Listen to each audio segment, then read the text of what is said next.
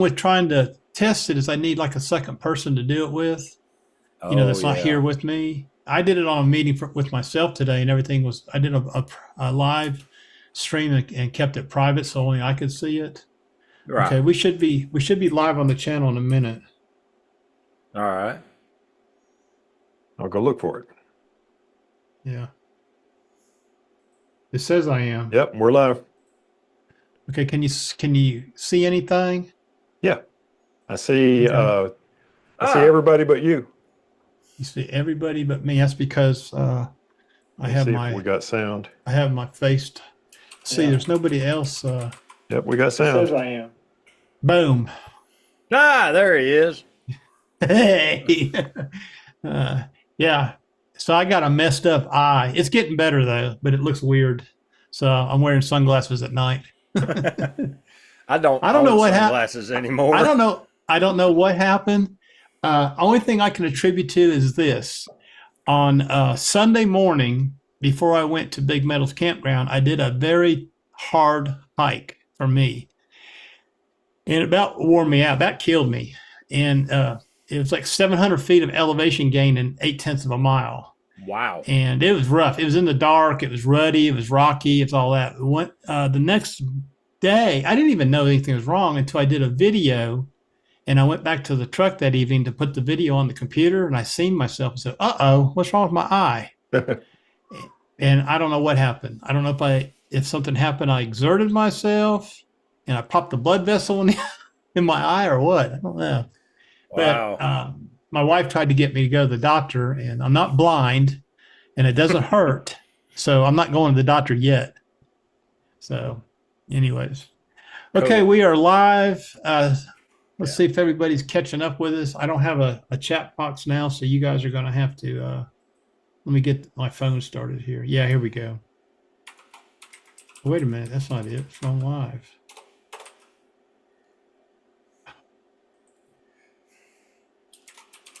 Fast I English even write here. this. I even write this stuff Daryl's down. here. Woody Uh, hasn't made it over to the new stream yet. Okay. I can't see it here. I even write this stuff down. I got like notes, in what order, what sequence I need to do things in.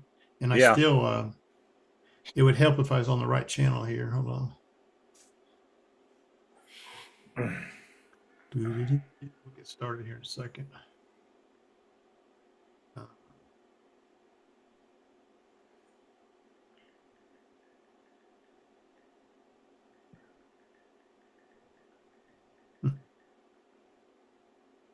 Oh, there it is. Got it. I think I got it. Yeah. Okay. So I'll try to keep up the chat box here. Hey, Rodney, how's it going? Some weed, yeah. That's somebody accused me of that the other day. I had a comment. I had a guy, I don't know who he is. All right. He commented, "Are you kidding me? You started your video like that? I'm out." I said, "See you later." I was eating a brownie. when the video started, and I just kept eating Oh, it. Okay, I remember that now. I just went with it. Okay, it doesn't matter. It's just I ain't YouTube. ashamed to eat cashews while we're streaming. Yeah, yeah, yeah. So I mean, I was doing that, and he's like, "I'm out." Well, so far this is all we have. We'll see if Mr. Pink joins us later, and Garrett is probably still playing cards. So he'll probably join us in a little bit. Tim is not going to make it, and Philip Vignola is not going to make it, but he's probably in the chat box. Anyways, I want to welcome Kevin Railsback. Kevin, you want to tell us a little bit about yourself? And there's a link to your, I didn't put that in there yet. I'm going to put a link to your channel in the description with the rest of our channels, but go ahead and tell us a little bit about yourself. Awesome. Can you hear me okay? Yep. Okay. I'm talking into a corner here, so the audio is probably not that great. But anyway, I'm Kevin Railsback. I've been a photographer since I was 8 years old. My first camera was a Kodak Starflash 127. And I actually still have the very first photograph I took of it with it of a walrus at Brookfield Zoo. Um, I I think I shot saw with that in a that. video. You probably did, yeah.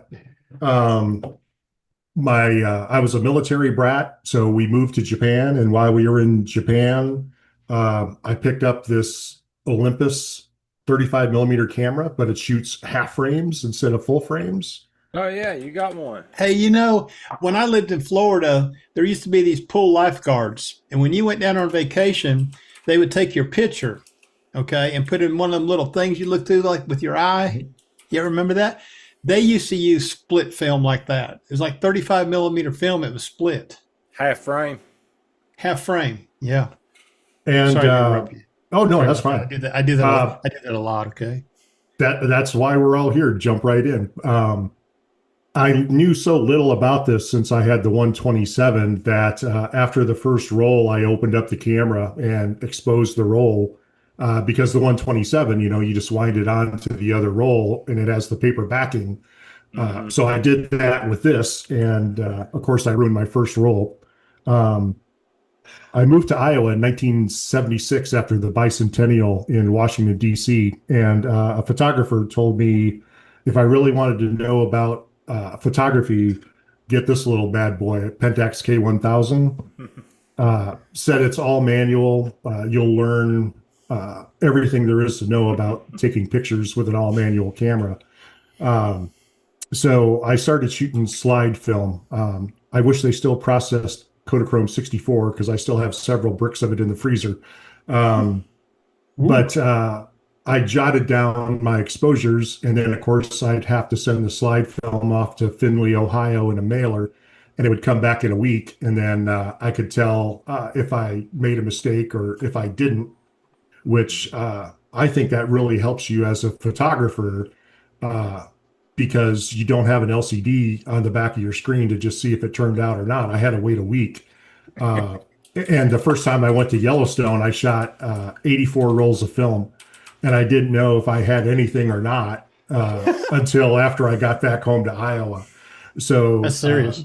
Yeah, so you learn real fast to properly expose and wait for critical moments and things like that. Was those 24 exposure rolls or 36 exposures? They were 36 rolls of, I think it was Lumiere X. And so that was, I think that was like $8 or no, was it like $13 a roll and then $8 and some cents to process. So 84 Yeah, you're rolls. looking at almost like $2,000 just to shoot those photos. And you just really can't afford to have those things not turn out. Plus, it's like I'm back home in Iowa, so it's not like I can, just keep shooting the moose or the grizzly bear or whatever. So eventually I started shooting with Nikon. I just recently this year switched from the D850 to the Z9, loving every minute of it. But I do all kinds of nature photography. I do landscapes and wildlife and astrophotography, macro. If it usually doesn't have the hand of man too much in it, I'm interested in shooting it. Cool. Okay. So you live in the I live, sticks. Iowa. Yeah. I call it the All right. cultural armpit of the country. I like that. The cultural armpit of the country. I like that. All right. Well, welcome, Kevin, and hope you stick around and don't drop off like some of our other members have. Oh, yeah, no problem. Anyways, I like to do a couple of housekeeping chores here in the beginning, and then we're going to get into a photo review, and we're going to talk about our photography a little bit, about our mojo. Anything, I like to highlight a channel every time we do this. So I've been watching this channel recently, and the guy is from Kentucky. The name of his channel, and I will put a link in the description of this live stream when we get done, because I did have a link in the other live stream description, which is not applicable right now. But the name of his channel is Dewey's Photography Adventures. and he's a pretty genuine guy. He just retired. He's an OM slash Leica guy. Okay. He just put a video out today where he went to the Smoky Mountains and he had about as much luck as I did in Virginia, which was he had a terrible time. He got into the Cades Cove loop traffic. He went up into Tremont. He couldn't find a parking spot. And this is the worst time of the year to go to the Great Smoky Mountains. I don't even go in October anymore. Okay. I was out yesterday 20 miles from my home. That's how farther I went, 20 miles. And I was gone all day. All right. And I got a lot of good photographs. And I didn't need to go to the Smokies for that. Anyways, the people who are watching the live stream, if you get a chance, check out Dewey's Photography Adventures. He's only got about, 600 subscribers. He's just starting out. But what I like about him is he's pretty genuine. And another thing, too, he lives up around Cincinnati. He likes to get up early in the morning, Phil. He likes to get up early in the morning and go down to the river and stand on the Kentucky side where the bridges are and take a photograph of the streetscape of Cincinnati. The skyline. He likes to do that. So he likes to shoot early in the morning. So can't be that bad of a guy, right? But anyways, check out his channel. Those of you that are on YouTube watching, and y'all keep an eye on the chat box because all I got is my phone to watch from it, and I got to do all this other stuff. Gear. Usually Phil V leads the gear night, and I quickly came up with a few things when I found out he was not going to be here tonight. And one thing that has piqued my interest, okay, is this right here. The Tamron 70 to 180 f2.8 G2 lens, which was just came out for the Nikon Z mount. I think it's a cool lens. What do y'all think? Have you seen it, Phil? It's definitely cool for the money. I mean, it's like over half of the price of a 70-200. And what I like about the Tamron one versus now the Tamron one's $1149 at B&H, but if you look at the Nikon Z, which supposedly has Tamron guts in it, okay, it looks a little different. Look at the barrel; it's a little different looking, okay. But the Nikon version of this lens does not have VR, and it's almost $50 more. So if you look at the Tamron lens, it's $1149. And by the way, you can buy it from your favorite camera store, Murphy's Camera, up in Louisville, Kentucky, or Lexington, Kentucky, whichever store you want to go to. And the guys from Tennessee, they know, okay? Anyways, I thought it was kind of interesting that the Nikon version did not have VR, And to me, I don't know what y'all think about this, but I get really puzzled about this. I think every lens should have VR. I don't think there should be a lens made today that does not have VR. There's no reason for it. Thoughts? Well, yeah, that size, the vibration control circuitry and mechanics takes up space, and it makes the lenses just get bigger and bigger to make room for the VR mechanism. And are we talking about this much? Or are we talking about this much? well, it's not so much length; it's diameter. No, I mean in size. When we talk about 1 to 10, are we talking about this much size bigger or this much size bigger? I honestly don't know. I'm just understanding that they have to put part of that lens on a gimbal inside the lens, so they can counteract the movement of the camera with that gimbal. That's how they do it. I mean, but. Mm-hmm. You have to have room for that stuff to move and the motors to move it, and it adds a lot of complexity and size, and that's part of the reason. That and cost. See, Nikon's cost overhead apparently is way worse than Tamron's because they pulled VC out to get the size of the lens down to match the Tamron lens, and they're still, like you said, $50 more. And they're trying to price this lens competitively because they want to sell them. They don't want to make them for them to sit on the shelf. So I would say, if it were me and I was picking between these two, I'd pick the Tamron because, like you said, I would want the extra stability of the vibration control because I shoot offhand a lot. So I would benefit from it. Yeah. The Nikon version of this is based on the original Tamron 70 to 180.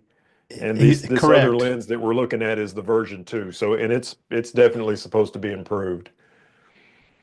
Yeah, the G2. Yeah, you're right, Phil. This is the original version, and well, this is the version that they made in Sony. And what was the two mounts that was made in Sony and so Sony and Nikon. not no They don't do Nikon's Canon. just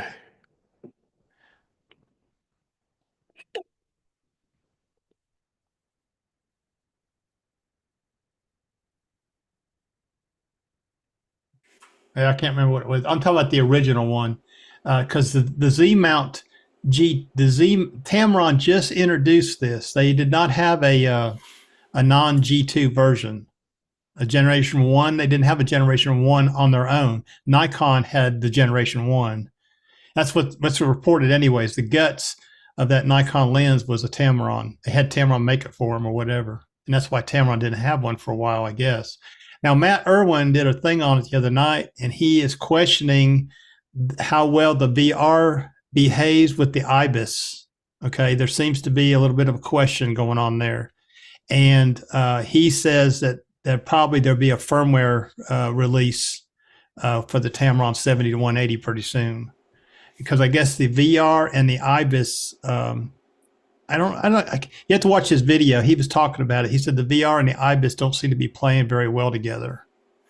When you got that in your camera, yeah, they're kind of fighting each other. And he said there'll probably be a firmware release, which, this one here has the USB-C port on the outside of the barrel. I don't know if it shows it here. Let's see if I can find a picture of it. I don't think it shows it.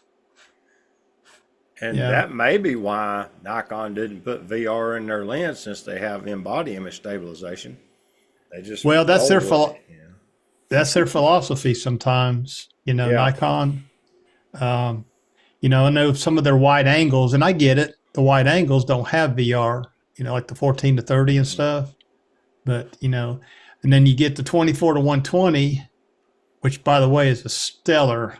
I love that lens. That 24 to 120 Nikon Z lens is just dynamite. But it doesn't have VR. But then the 24 to 200 does. And they're both kind of like in the same boat, but the 24 to 200 is not an S line. So it's kind of a trade-off in the whole thing. Anyways, let me go back to this view here.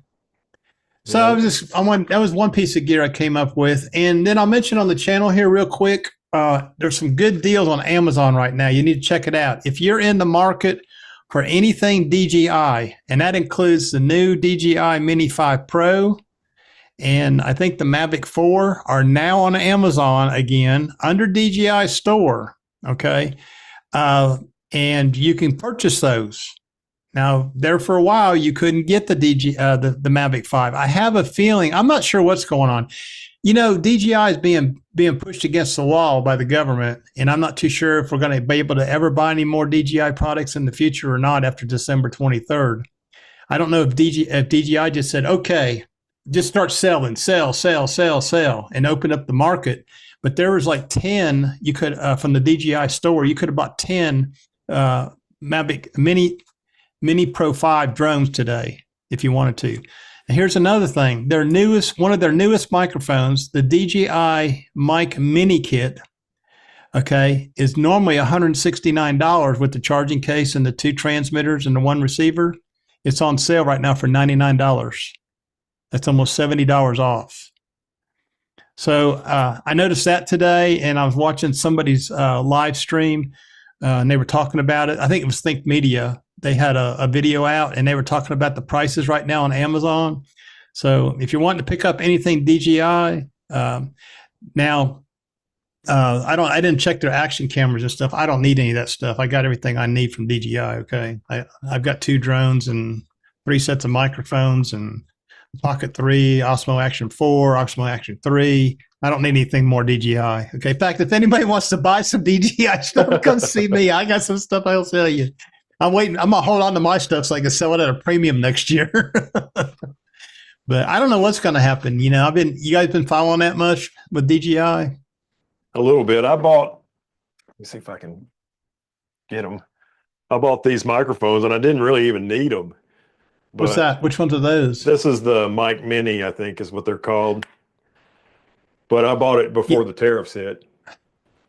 Yeah. So And that microphone is $99 right now. That kit you got in your hand. for You can get that from. wow, that's a bargain. That's a Oh crazy yeah, bargain. yeah.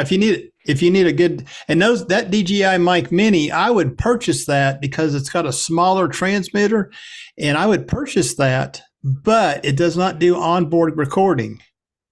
And Which sometimes I don't like use, to. so Well, sometimes I do. I like to use I have two mic twos.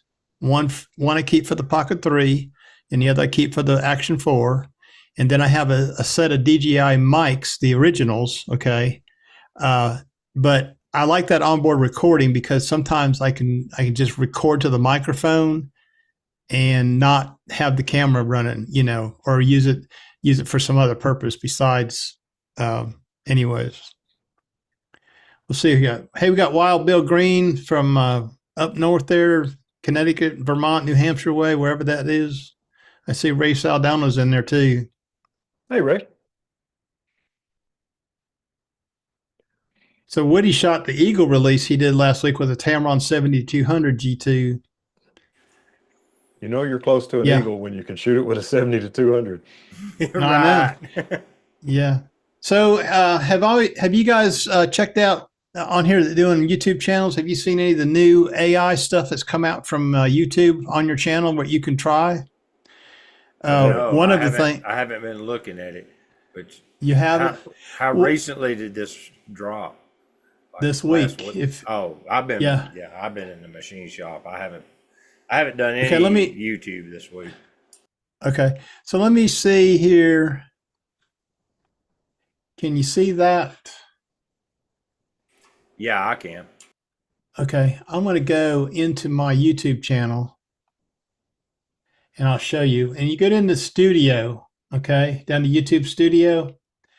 And if you give it just a second, right up here, another icon's going to show up in just a second. It's like a reset thing. It'll come on in just a second. There it is. You see that little diamond right there? Yeah. If you click on that, it's like ChatGPT inside of YouTube. Now you can ask it any question you want. You can say, hey, chat, I asked it a question the other day and got a whole bunch of stuff. What did I ask chat? All right, I'm calling it chat. What did I ask that AI? Let's see. I got it right here. I got 2 pages worth of stuff. Just exactly how did you know to wait long enough for it to populate? It happened to me the other day when I went in here and I didn't see it right away. Then all of a sudden, boom, it showed up. I said, oh, it takes a second. Okay. It's available on all channels right now. And what you could do is ask it a question, a very simple question. And I wish Tim was here tonight because he was going to give a little presentation on this because he's real familiar with it. But you down at the prompt at the bottom down there where the plus sign is, you just ask it a question. You say, well, let's just ask it a question. Okay. Please, let's get typing here. Please provide me with 5. Let's see, what's the answer I want here?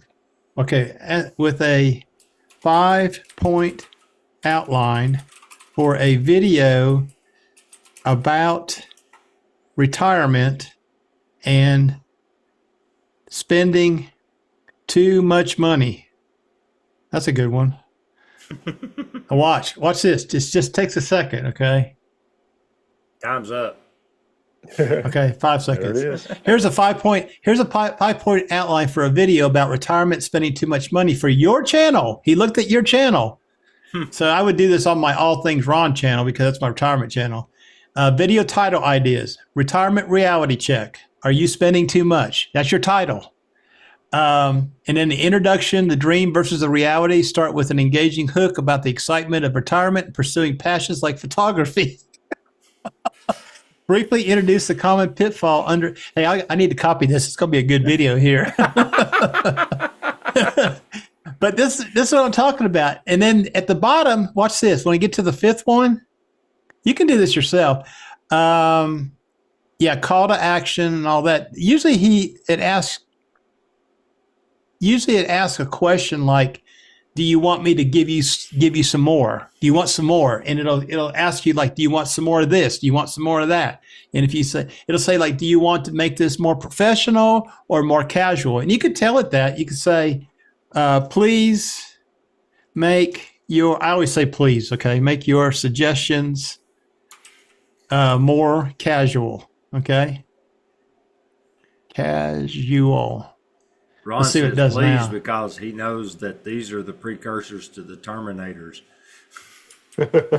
And look here, okay, it says, okay, Ron, let's make that outline super chill and casual, just like we're chatting about it over coffee. Retirement and riches, don't blow your bucks. I like it. It's a new title. But isn't this cool? I mean, it's built right in now to YouTube. And you can just try this out. The thing I have trouble with, that's why I wish Tim was here to show us tonight. The thing I have trouble with is the creativity of the questions to ask it. Okay.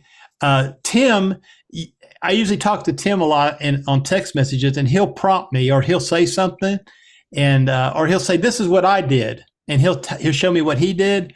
I say, okay, I'm going to try something similar, because I have trouble asking the right questions, the creative type questions, okay, to get a good input from it. Now, you can print this out. Let me show you right here. If you go to the copy button right here, if you hit that copy button, it'll copy all that text. You can go over to a Word editor and load up a Word editor and paste it in there and then print it out. Okay, if you want to print it out. And I don't know what the thumbs up mean. I guess, you're telling it, oh, here we go. Thumbs up. Yeah, share feedback. So I guess you're helping it learn. If you say, hey, that's good, I like that, and you give it a thumbs up, I guess it's going into their AI logarithm and letting the AI engine know that, hey, this is cool, this works. Okay, we'll keep on this same path. Or it's no good, well, we'll do something else. That's pretty Anyways, I just awesome. wanted to it is pretty awesome, and it's real easy to get to, and it's fun to play with. I've been playing with ChatGPT for a long time, and I ask it things all the time. I'll ask it questions about everyday life. Okay, like what year did you can ask ChatGPT what year did ZZ Top form? Okay, and it'll tell you, and It'll tell you something. Well, you gotta be. What it's doing is it's searching the internet. Okay, it goes out to the internet and finds these. Goes out there and finds all this stuff. But I don't know. Some of it sometimes, if you read it, can be far fetched. It may not be your style. Like the one I'm working on now. I'm working on a video for my retirement channel, and it's pretty lengthy here of what it told me to do, and I've got to do my own research. Like here, like one of my 5 points was understanding the landscape of retirement healthcare. Bullet point is this: give a brief overview of Medicare Parts A, B, and D, and supplemental insurance, Medigap, and Advantage plans. I've got to go research that. It didn't give me the answer. Brief overview. No, brief overview. Okay, well, here's what Part A does. Here's what Part D does. I'm just saying, it gives you ideas. It's up to you to put those into meaningful dialogue. Okay, and I think for a lot of us, like especially me, I don't know about the rest of y'all, but I get writer's block. I want to create a video, and this is the crazy thing. I'll be driving down the road, and all of a sudden a video idea pops in my head. And I think, okay, I need to do that. But by the time I get to a place where I can do something with that thought, either put it on a piece of paper or stick it in my phone, I done forgot what it was. You ever do that, David? Drive down the road and get an idea for a video? Yeah, I'll use the voice recorder on my phone because it'll be up on the dash. I can just open the voice recorder and tell it what I want to hear, and then when I get to somewhere, I'll transcribe it to my book so that I'll have it. But that's normally how I handle that. I've had the same thing though. Like you'll be in the middle of traffic or something, and your mind starts wandering. You'll think of something really interesting, And it's like, if I don't write it down, it's going to be vapor and gone. Yeah, that happens to me a lot. But one more thing I'll mention before we turn loose here. Again, Mr. Hey, Phil Vignola. Okay. Photoshop Virtual Summit coming up next week. I'll put a link to this in the description of this live stream, not the other live stream. It's free. I've done these before. If you've got time, you can sign up, get your free pass. You can learn a lot of things. They got a lot of people giving webinars, okay? And you can pick which one you want to watch. But the thing is, they're live, so you got to have the time to watch them. I tell you what I have done. Don't tell nobody I did this, okay? But I set up OBS and I recorded my screen, okay? Yeah, don't tell nobody I did that. But hey, that's pretty cool. I mean, you can do that, OBS and record. Or you can, if you got an iPhone, you can hit record on the iPhone under the widget menu and just set the iPhone down and go away for an hour and let it record. I've got a couple of videos on my phone that way. So if you want to rewatch them later, to rewatch them later, you have to pay. Lifetime's like to watch them forever is like $150. Okay. And anyways, it's pretty cool if you want to watch something like that. I just thought I'd bring that up. Okay. All right. Phil, what do you got for us? You want to talk about anything? Well, I could show you this. This is kind of photo news. This kind of goes back to photo news. What is that? This is an OM system lens that just came out. This is the first lens that was completely designed by OM System once they were no longer Olympus. And this little thing is a 50 to 200 f2.8. And so on a micro four thirds camera, this is the equivalent of a 100 to 400 f2.8. And it's pretty cool. Pretty cool. It's very expensive though, unfortunately, but it's pretty cool. And I've been testing it out for a little bit. I got to send it back to them tomorrow. But I got to keep it long enough to show it on the live stream. Also used it with the 1.4 teleconverter, and that makes it a 560 millimeter full frame equivalent f4. So that's pretty cool.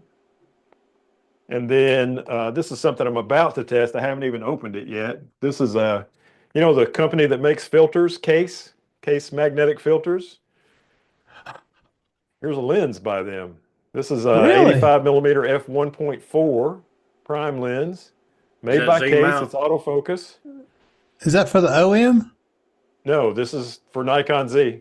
Okay. Yeah. Nikon Z. Okay. They make it for, they make it for about everything. They make it for Fuji X, but this is Nikon Z full frame, and it's available for Sony and a few others. So I'll be playing with that soon. Couple of things that came out while we're on photo news, or going back to photo news. Nikon just released two new APS-C Z lenses, a 35 millimeter 1.7, nice hat, and a 16 to 50, which they've already got a 16 to 50 zoom, but this one's continuous 2.8. So that's kind of cool. Neither one of them are S-line lenses. I don't think they have a single S-line lens for APS-C, but I would think the 16 to 50 2.8 would give you a little extra that you don't get with the kit lens. It's a lot bigger than the kit lens. Well, you get 2.8 and it does have VR too. Does it have VR? Okay. Yeah, I don't think 16, it does. I don't think it does. The kit lens does. I don't think it does. I could be wrong. Let's look it up. Look it up and see. I thought the new one had VR. I don't think it does. Oh, okay. Thought it did. So the only benefit is 2.8. Yeah, which is, that's a big thing for people that like that shallow depth of field or low light without a tripod.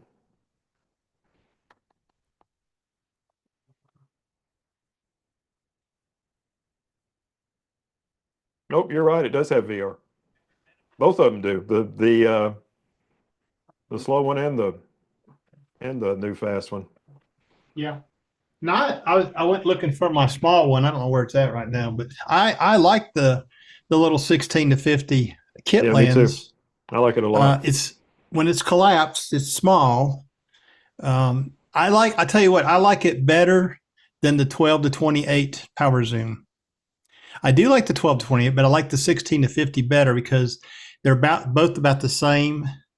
The only thing I don't like about the 16 to 50 is it takes 43 millimeter filter threads. That's an odd size. Yeah, I've got an adapter so I can put my 77s on it. Kind of defeats the purpose of that small lens, then, don't it? Well, no, it doesn't. No? No, because the filters stay in a different place in my bag. So do you just keep that step-up adapter with the filters instead of leaving it on the let's lens? keep it in with my filters. Oh, yeah, that makes sense. Yeah, so here's a comparison, okay? There's the 16 to 50 kit lens, and this is the 12 to 28 power zoom. Okay. Now, the 16 to 50 extends. The 12 to 28 does not, okay? The zoom on it's all internal. It does have VR, and it takes 67 millimeter filter threads, okay? It's a good lens, but knowing what I know now, I probably wouldn't have purchased this lens. Okay. I do like the 12 on, the wide angle of it, but I prefer to use the 16 to 50 for a walk around, when I'm in town and stuff. It just makes that little Z52 just small enough. And it's really kept me, this lens right here has kept me from buying a prime for the Z50 Mark II. I guess it just depends on what focal length you need. If you need ultra wide, that 16 to 50 is not going to work as well as the 12. And if you don't need it, then the 16 to 50 is the way to go. Yeah. Yeah. Different horses for different courses. Yeah. What else you got? That's it for me as far as photo news. I haven't really been keeping up with it that much, honestly. I can't afford it anyway. Broke. Yeah, I'm broke. Yeah, I ain't got no money. All right, I think that's. I did get. Well, it's just like this tripod that I almost lost. You don't know how sick that was. All right, I was sitting here. Yes, I was looking at. I want to hear your story. I was looking at prices to replace it, and I'm like, man, when I was working, I could have done that, but now I can't. And I'm going to miss that tripod if I don't have it. Was that your 7-foot tall tripod? Is that the one? Yeah, that thing's awesome. Yeah, it is awesome. I can't believe it. I talked to the guy on the phone. He says, "What did you do? You just had a brain fart and left?" I said, "Yeah." I said, "I guess." I didn't even give it a second thought. I turned around, put my camera gear in my bag in the back seat of the truck, shut the door, got in the truck, started it up, and just took off down the road and left it sitting on the wall back there.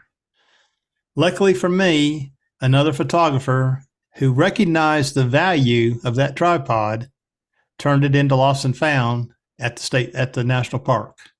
And I'd given up hope. I really have. You've seen the video. I'd given up hope on it. So, but anyways, it should be back in my hands by the weekend. Okay. I'm very excited to have it back. I'm so excited to have it back that I purchased. I told you I was broke, right? I purchased a Leo Photo fluid head for it. Okay. So I can do videos with the Z8 and the 180 to 600.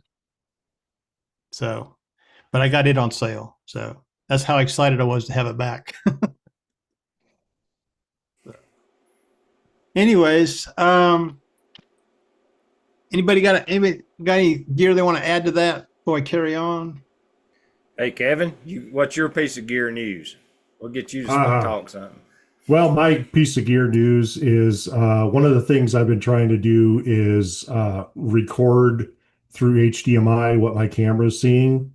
And I've been using the Ninja 5. And the thing I didn't like about it is it's kind of heavy and you got to use the big Sony batteries. So recently I picked up the Hollyland Mark II microphones, which I love.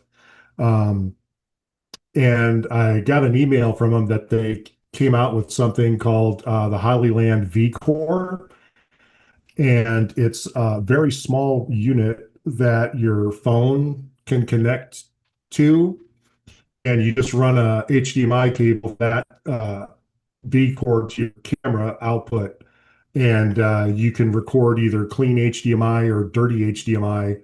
And since I have my phone with me all the time anyway, and this thing is about the size of a deck of cards, it's real light, real easy. It'll even charge your phone when it's if you want to use a USB-C connection to plug in your phone into that.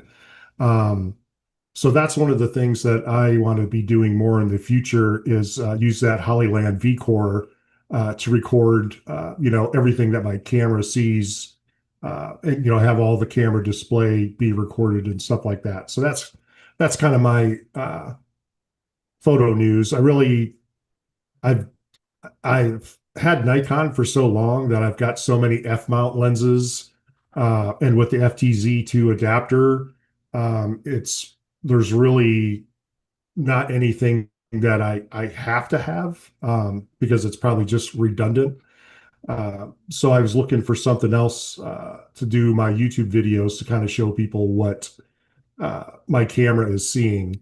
And this Hollyland V-Core is much nicer than the Ninja 5. Now, I'll still use the Ninja 5 if I need to record something that's pretty extensive and I can record to, like a 1 terabyte drive or something like that. But it's got a lot of potential. I took it out when I was filming Comet Lemon here the other day, and it does a great job showing you what your camera is seeing and all the data that your camera is displaying.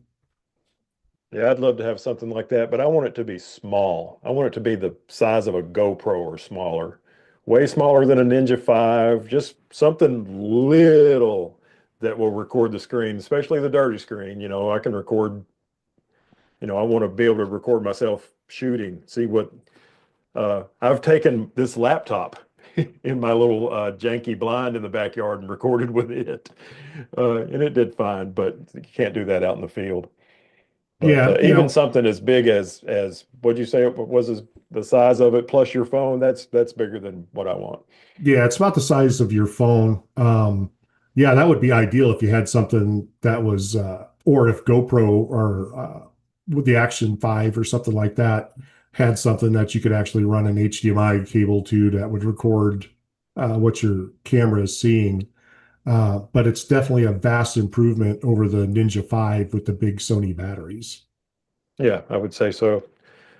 Maybe a couple of years they'll make what I want, and then I'll invest. So does your Hollyland Hollyland microphones? Do they have a 3.5 millimeter jack on the side of them? You can plug in a lavalier mic. I don't know. Let me pull the receiver out and I'll let you know. There's another alternative to what I'm about to tell you. Give you some knowledge. You cannot just the jack to connect it to the camera. So there is not a lav option. But there is a USB-C port on it. Yeah, if you want to connect it to your phone. That's the receiver. I'm talking about the transmitters. Oh, the transmitters? No, there's nothing on there. There's no jacks at all? Nope. Okay. Well, then this will not be applicable. But what I was going to tell you is this is an idea that I've tried out myself. I will take my DJI Mic 2. Okay. Well, it's actually my DJI Mic 1s because I got 2 transmitters and 1 receiver. I'll hook the receiver up to the Z8 or Z50 Mark II. Then I take one of the transmitters and I plug a Saramonic shotgun mic into it like a lavalier.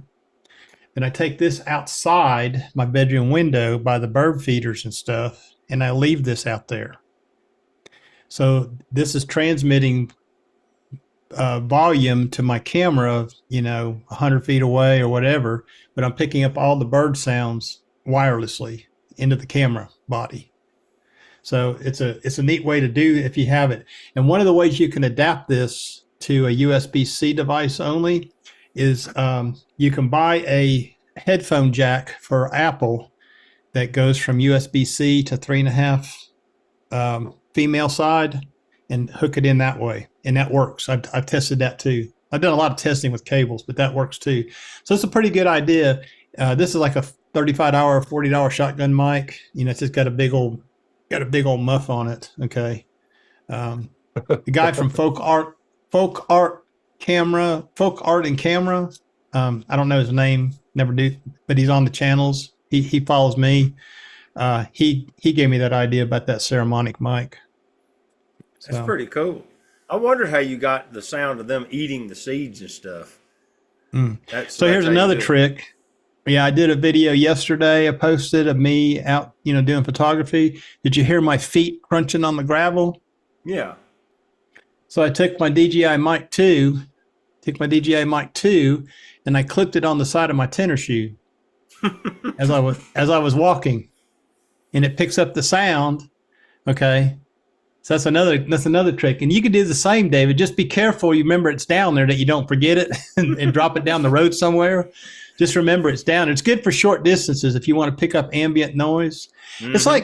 It's like cars too. With some of these mics, like they're magnetic, and you can you could put this on something, and pick up sound. Like when I used to run the dozer and stuff, or drive the big truck, I used to put it to the side of the truck outside, and you can hear the engine, torquing and the gears changing, and you get all the exhaust sound and all that on the Action 4 on the dash.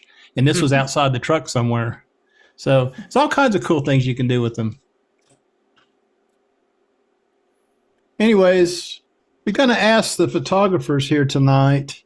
I had some people ask me, or I had some comments about this one time, but I thought it'd be a good question to answer. And I did send y'all an example of that, try to give you some time to think about your answer.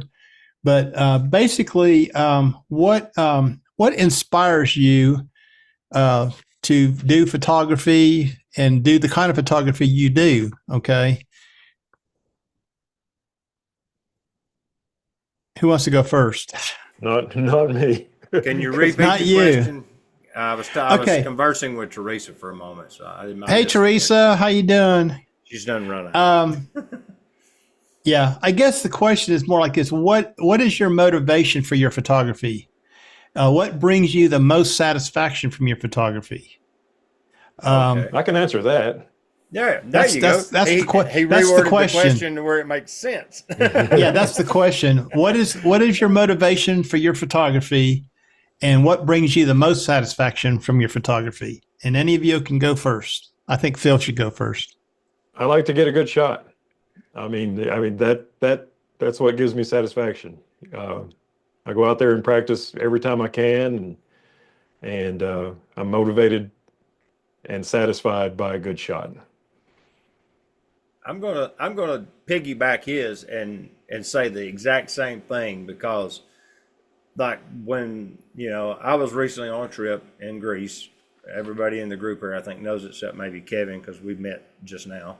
But we were sitting. We literally ate at TGI Fridays in Thessaloniki because we was wanting some American food. But we're sitting there, and it's open air to the little sidewalk to the.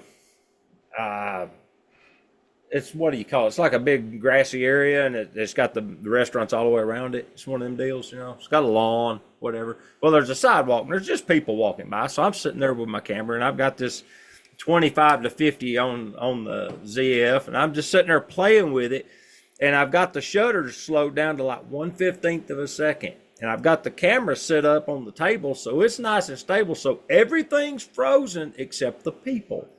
And I'm wanting that one perfect shot of motion blurry people that fills the frame. Everybody's moving, they're not way over here in a corner and something like that. Because my goal was to get, like he said, get that one that I want. And I bet I took 50 frames, and I finally got the one I wanted. But it took a whole bunch of tries, but I was completely happy when I finally got that one. That's awesome. I like that a lot. Kevin? How about you, Kevin? You're muted, Kevin. There, how's that? Good. My thing is growing up a military brat. We lived all over the place, lived in Washington, D.C. for 6 years, in Japan for 3 years, and traveled all over. So my driving factor in my photography was to document the things that I've seen, and I wanted to document them well. Um, I didn't want something that was a poor representation of something amazing. So that's kind of how I really got into my photography seriously, was to try to document the things that I had, to have a record of the things that I experienced. But as I've gotten older, this is kind of maybe going off on a little tangent here, but my goal is to kind of share my love of nature with other people. And there's a quote that's always stuck with me. It says, in the end, we will conserve only what we love. We will love only what we understand, and we will understand only what we are taught.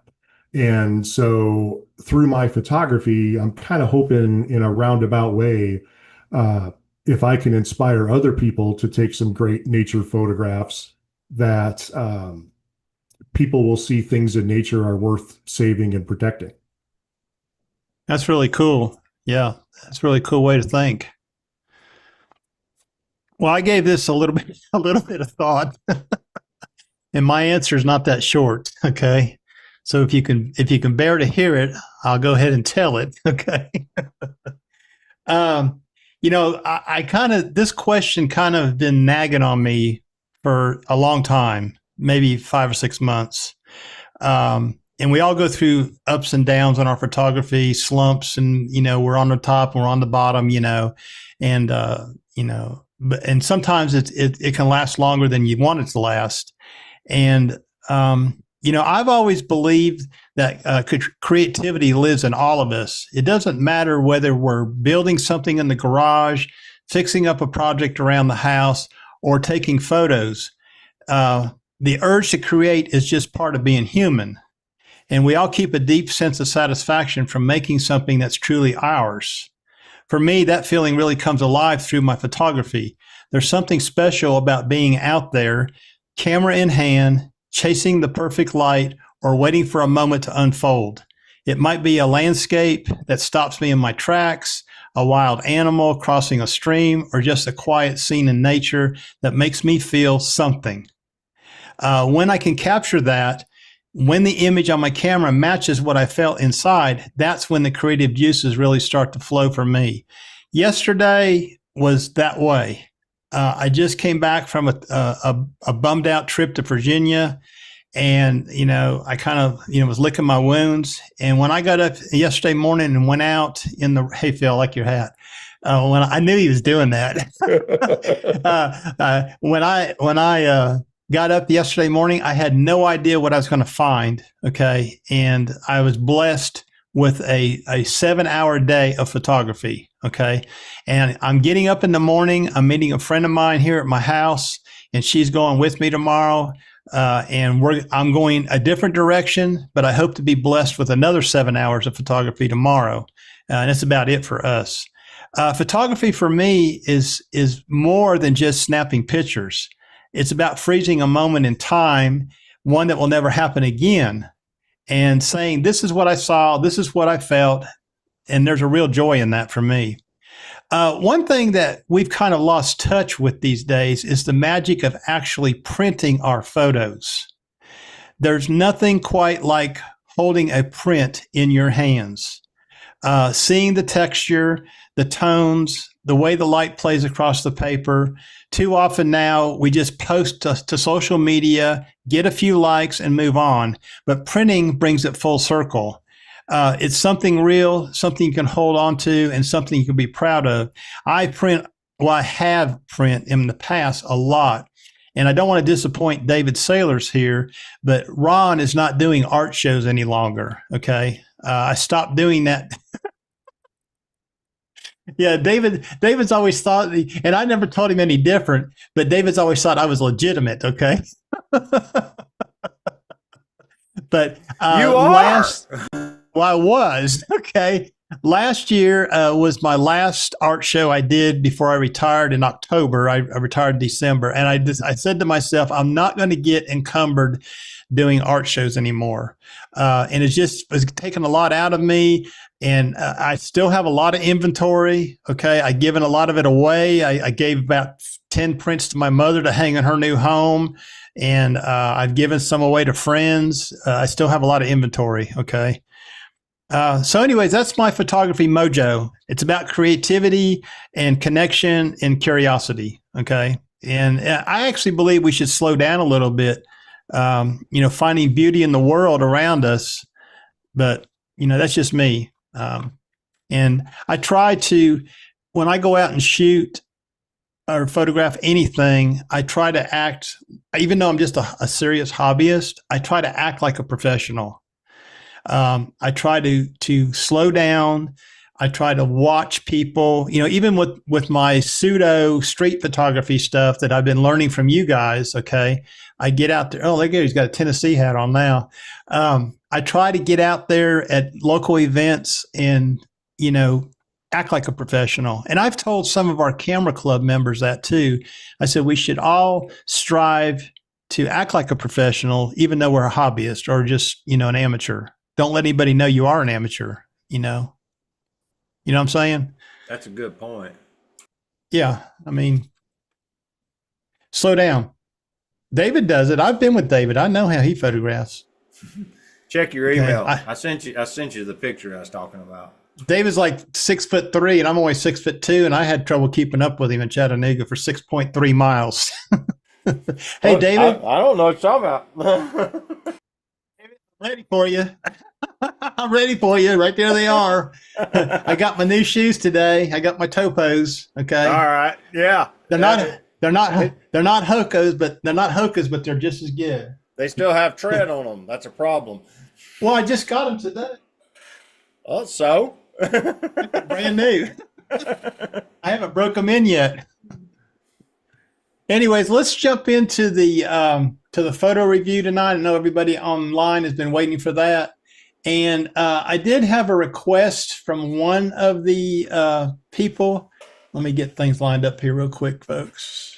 You see Bass Angler? He's going to call him Phil Bill Dance. Oh, yeah, Bill Dance. Yeah. I like his shirt, out of too. the boat now, Phil. He's got this shirt on too.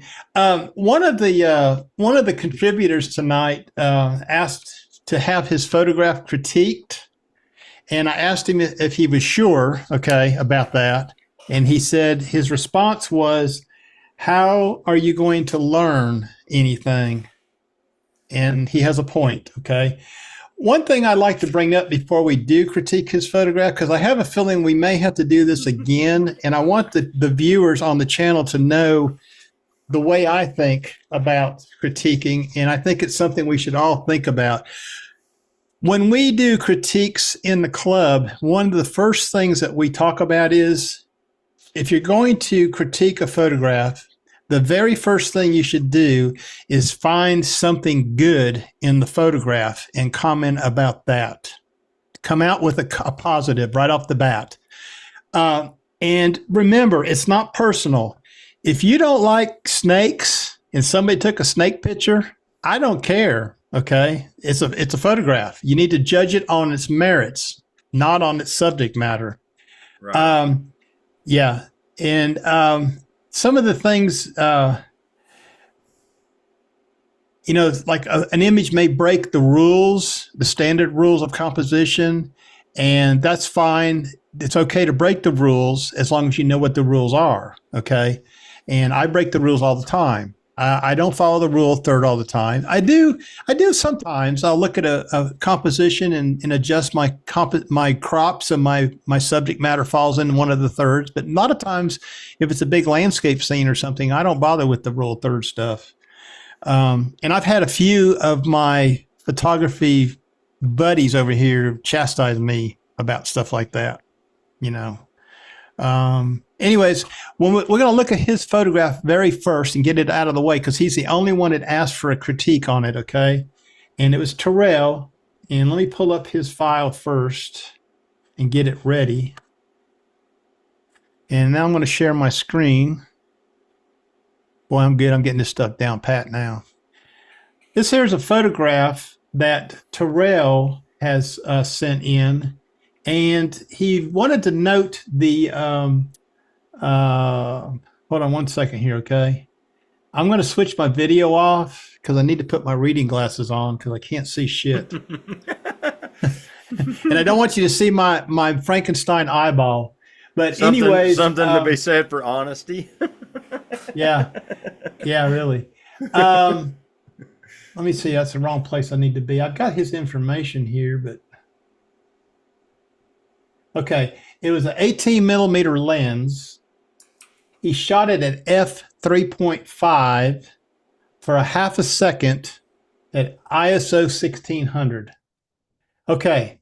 Who wants to have a crack at this photograph first? This is the one that wants to be critiqued. And Terrell, we're talking about your photo. I know you're on here watching. What's he say? Or off the dock? Oh, okay. Yeah, he's talking about Bill Dance falling off the dock. Oh, all right. Okay. Anyways, here we are. Who wants to take a crack at this? I'm going to say. I'll start. Okay. Go ahead, David. First thing is this the image he was trying to achieve for himself? I'm going to start with that. The next thing is. He'll answer that in the chat. Okay. Because if he likes the image, none of our opinions matter. First of all, but for me, I really like the blue hour lighting.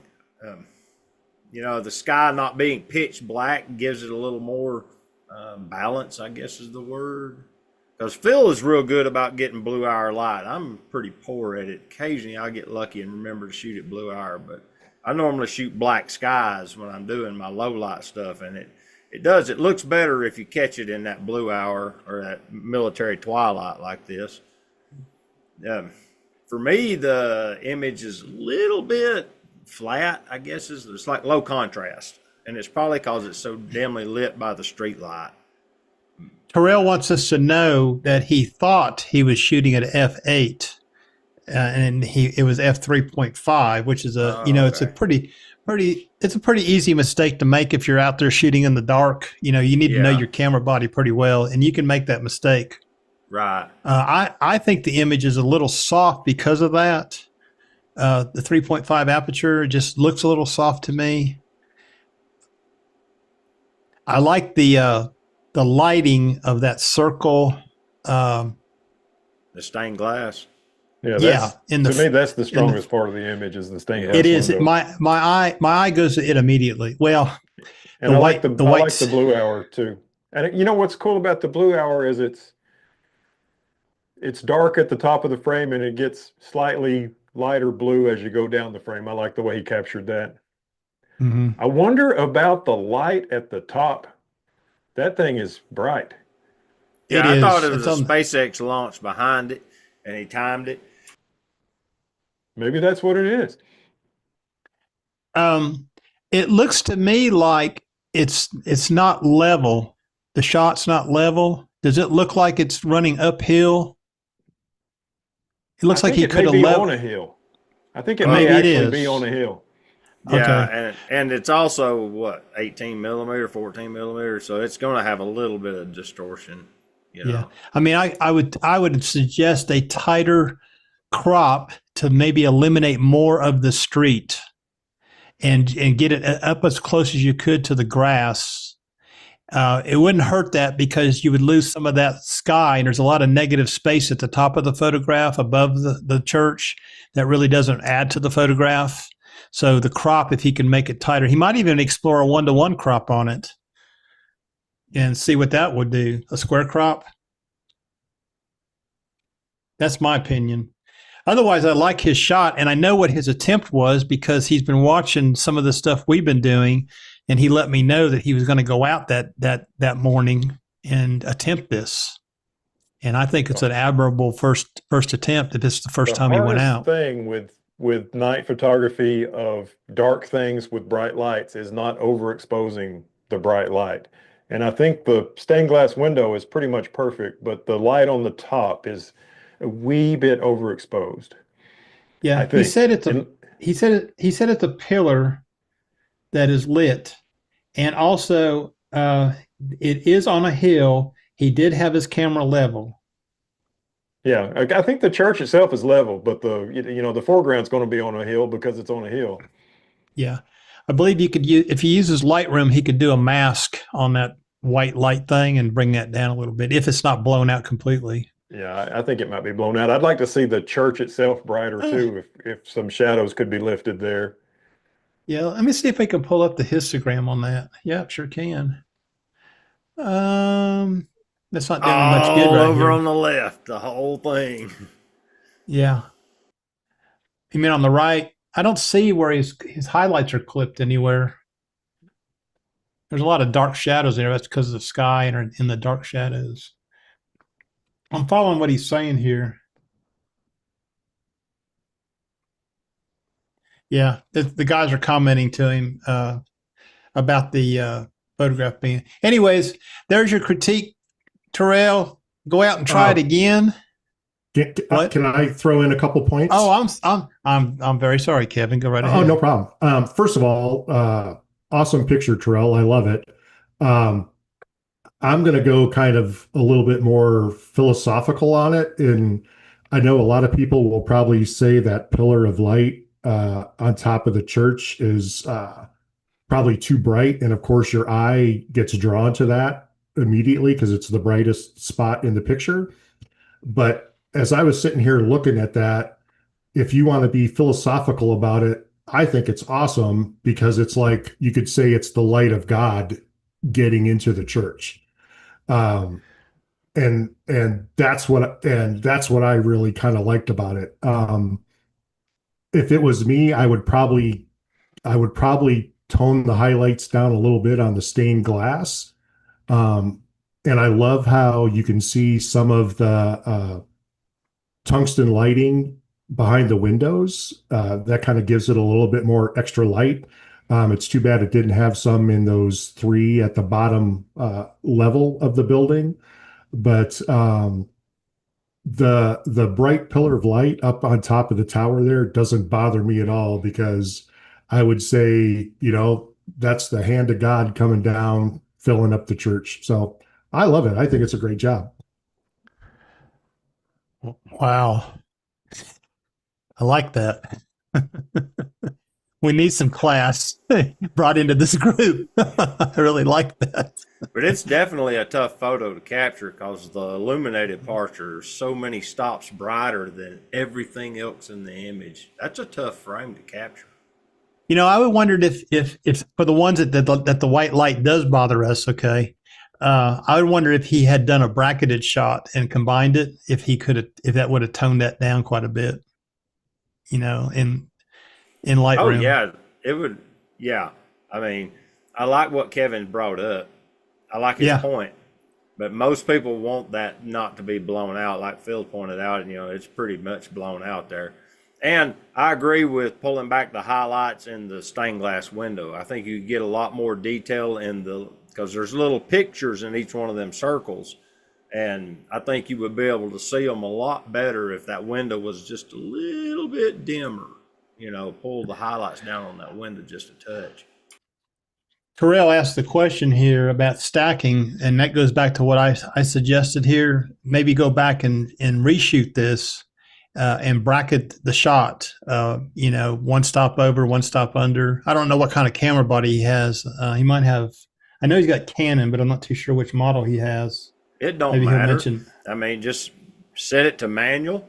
Get the center exposure like you want, and then just add double the ISO and cut it in half, or double your shutter speed and cut it in half, and just take 3 frames. I mean, any camera will do bracketing with a little bit of time and energy.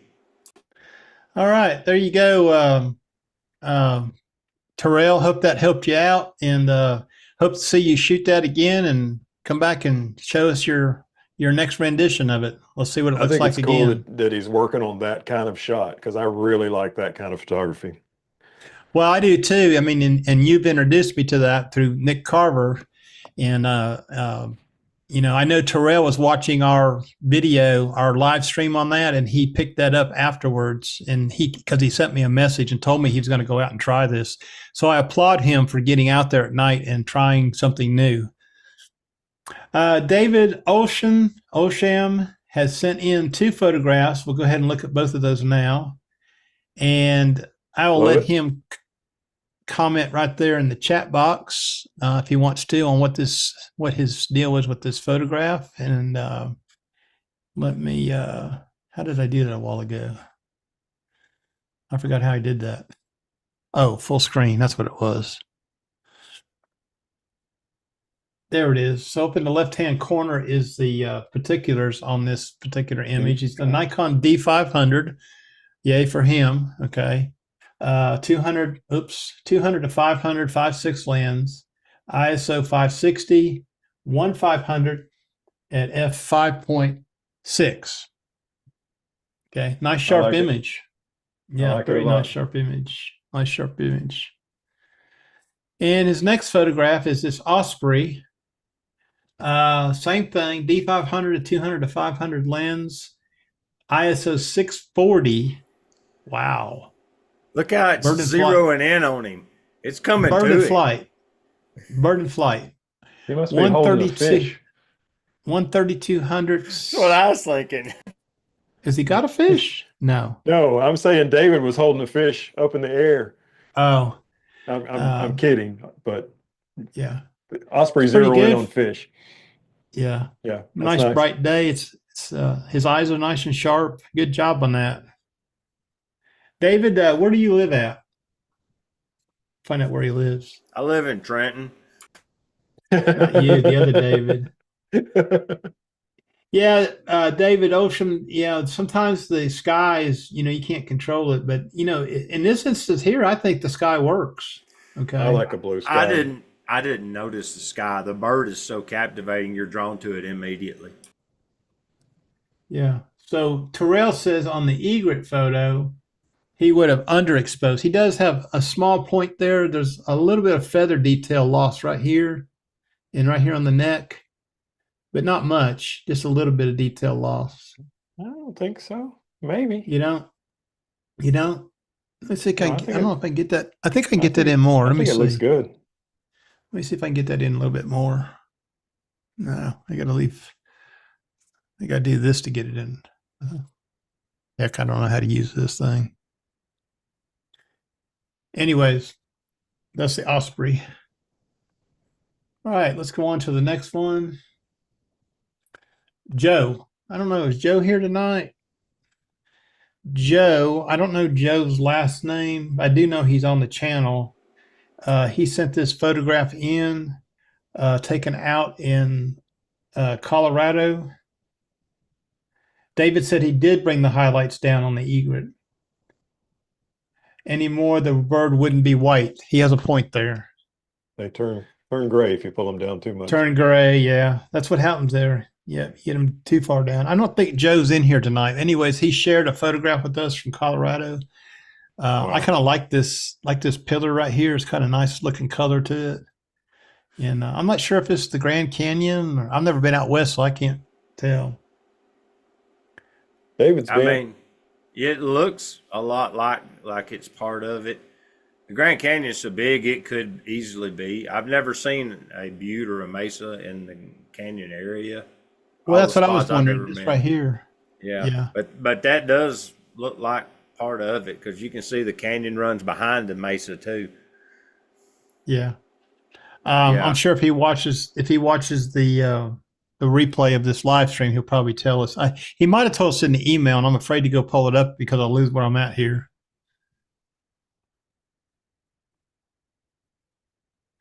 Next, we have Lisa Brogdon. She has been on the channel before. What kind of raptor is that? That's a good question. She shot this with the ZDX 50 to 250 kit lens. That is awesome. Oh mercy. And a Z50. 50 to 250 I heard was a good lens. Is that a Cooper's? I'm terrible with hawk identification. Look, I'm gonna go see. I think that might be a Cooper's. No, I think she did tell us. Okay. Let me pull up my email on my phone real quick. I think it might be a Cooper's Hawk. Let's see, Lisa. I think she did tell me. I love the eyes. Good Well, morning. She says, good morning. So I have a photo that I'd like to share for the upcoming live show. I can take a decent photo, do the edits like in Lightroom Classic, even share on social media, but ask me to resize it to a certain size is beyond me. Okay. But ask me to see. This was taken about 2 years ago in my front yard. My husband Billy was V working says in it's a the, Cooper's.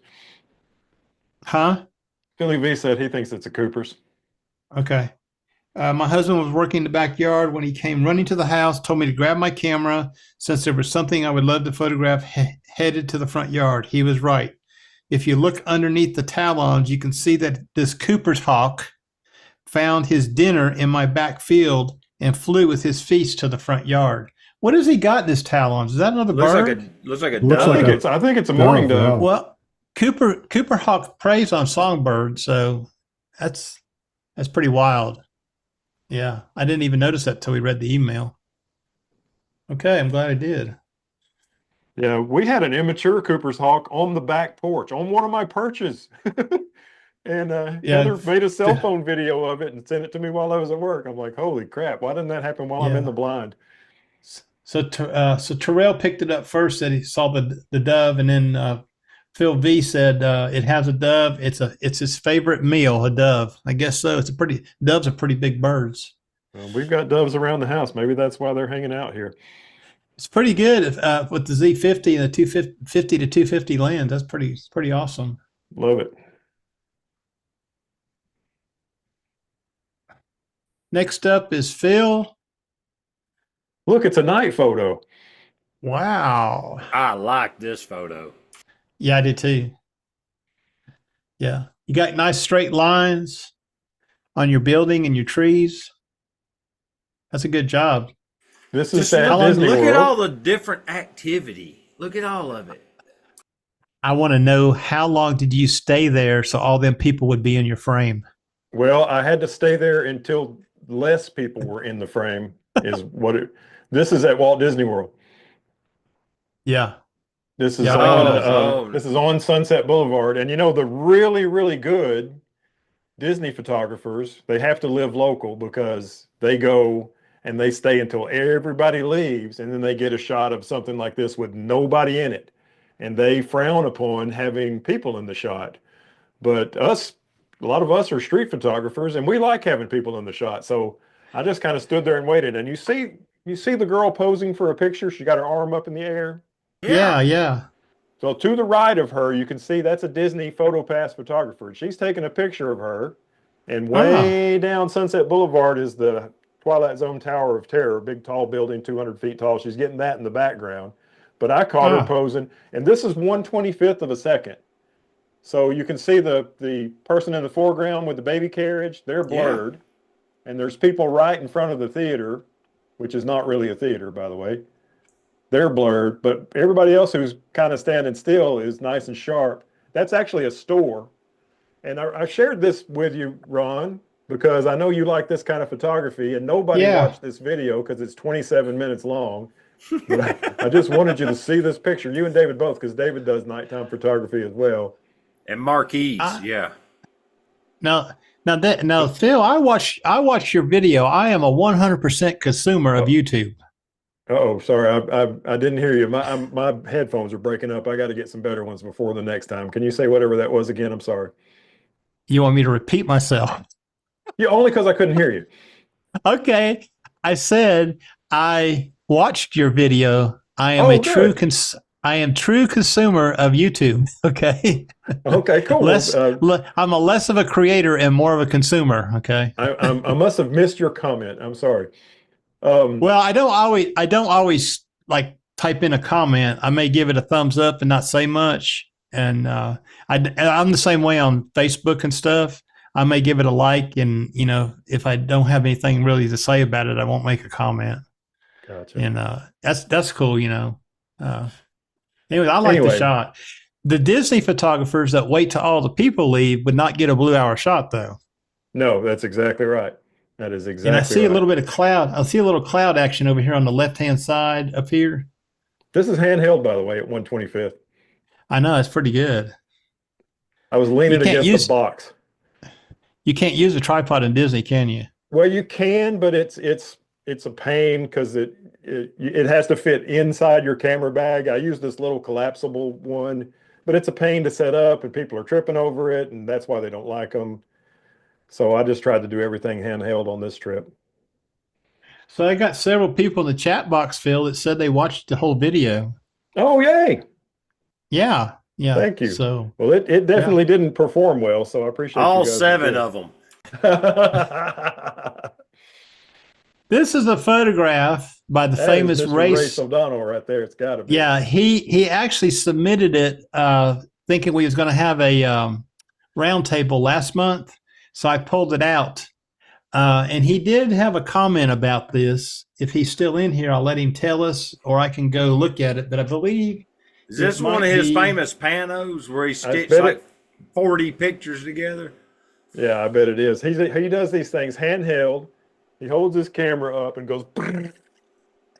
Here it is. This is a 64 photo spray and pray. Yeah. That it will merge. I wasn't told about the alumni coming on the field this game, so my gear was on the opposite side of the field. I was stuck with the 180 to 600. I knocked this down a bunch. The original file was 35 megabytes. So he sent this to me last month. That's his yeah,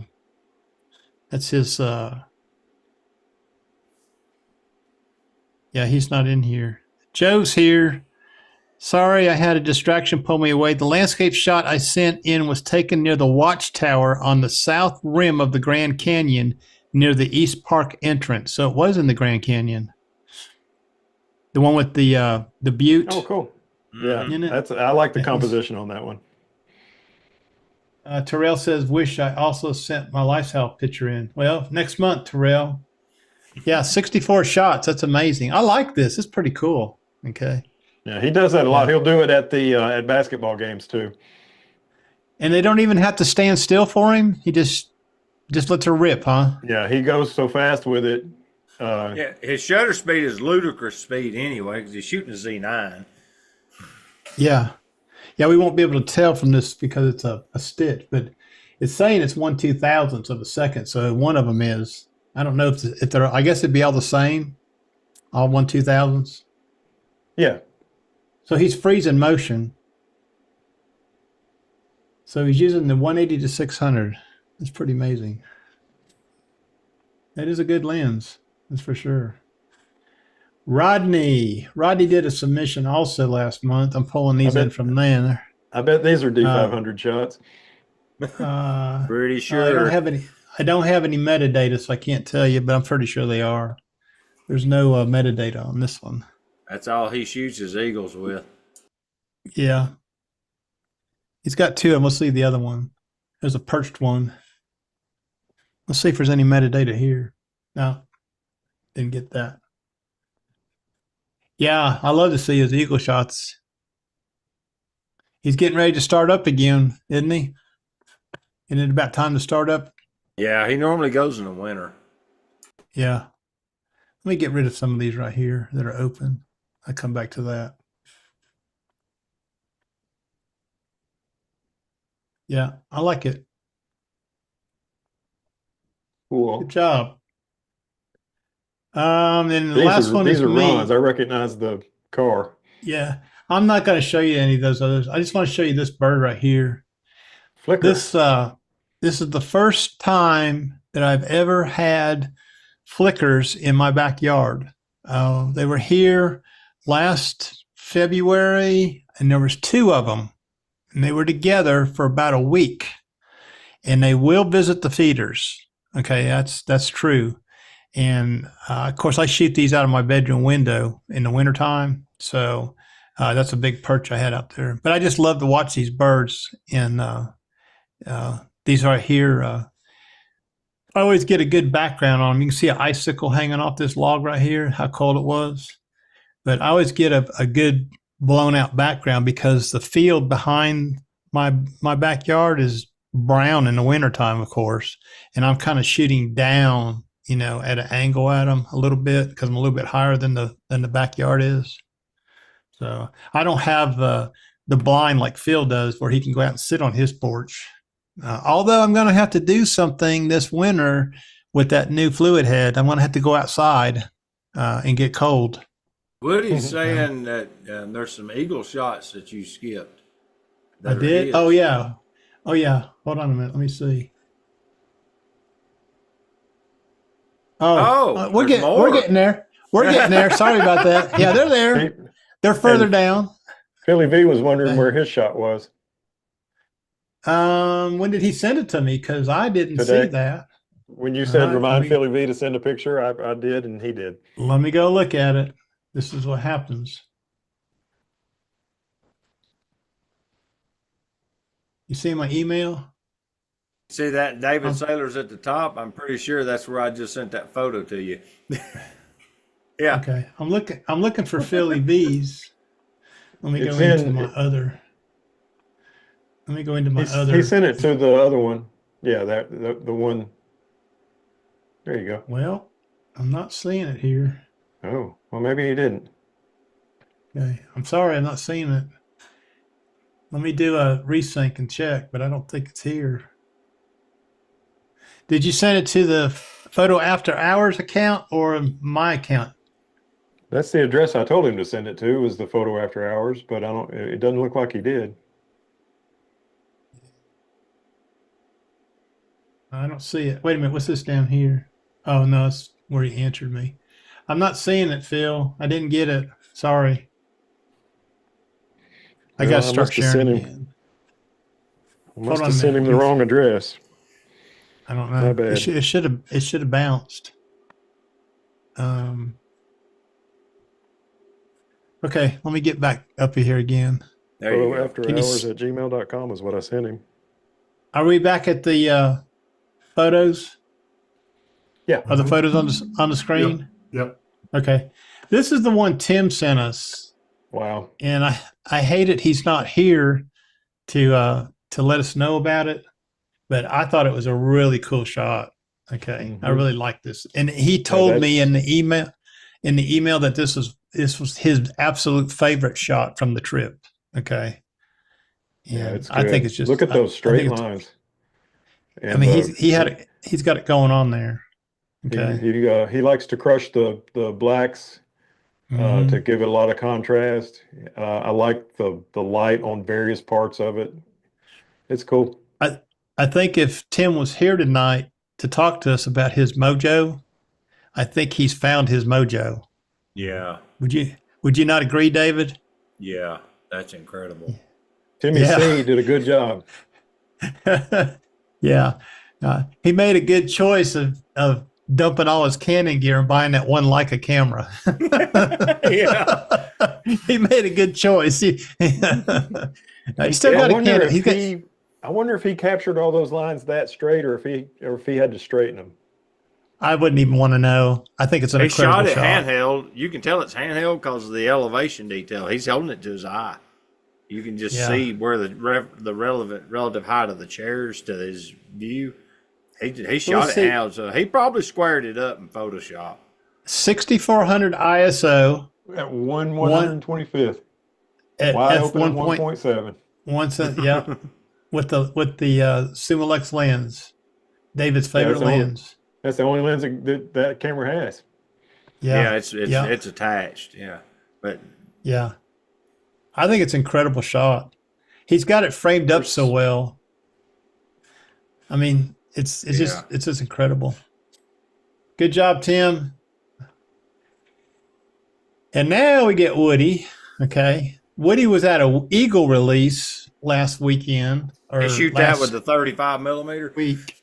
No, he was using the 70-200. He said, "Let's get him on here and see." Phil says, "Yeah, Photo After Hours. No worries. Sorry, Phil, I couldn't find it." Okay, it'll probably show up when we get done. If it's there, Phil, we'll share it next month. I'm sorry. I don't know why it's held for review. Where's Woody at?